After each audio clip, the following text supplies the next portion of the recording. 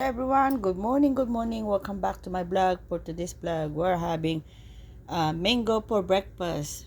We have a sliced mango, and we have puto, rice puto, steamed rice puto, puto bigas, and ubi kalamay right here with coffee and of course the park water. So shout out to all the viewers, subscribers, mega shout out to you all. Happy Wednesday, everyone. Happy Wednesday morning. It's breakfast time. Let's have some breakfast here. Let's have some breakfast. So we have sliced mango for breakfast. Eat healthy for long life. And we have some steamed puto bigas, rice cake. And ubi kalamay. It is sweet rice cake.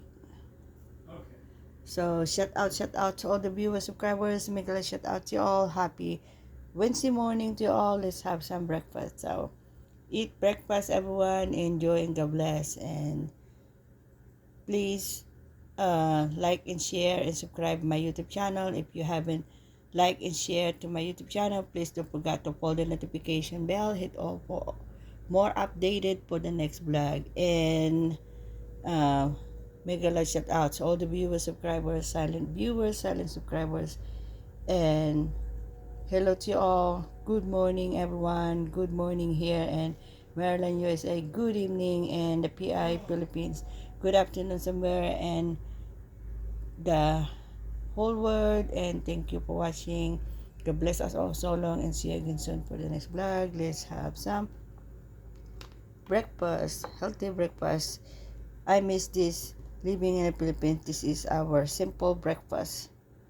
Is Filipino style breakfast. So Filipino style breakfast. So it's puto bigas, hot.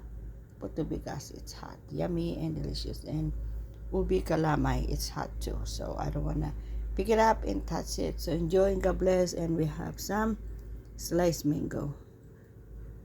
Is sliced mango from Indian mango, and delicious and nutritious. You can get this from grocery store somewhere, either Walmart or any grocery store near you. Thank you for watching. God bless you all. So long, and see you again soon for the next vlog. We have coffee, hot coffee with cream and sugar. And thank you for watching. That's it for the vlog today. Good morning, love you guys. Spread love, love is in the air. Love you guys, and thank you, and God bless us all. So long, see you again soon for the next vlog. God bless, and thank you for watching, and see you again soon for the next vlog. So long, and God bless you all.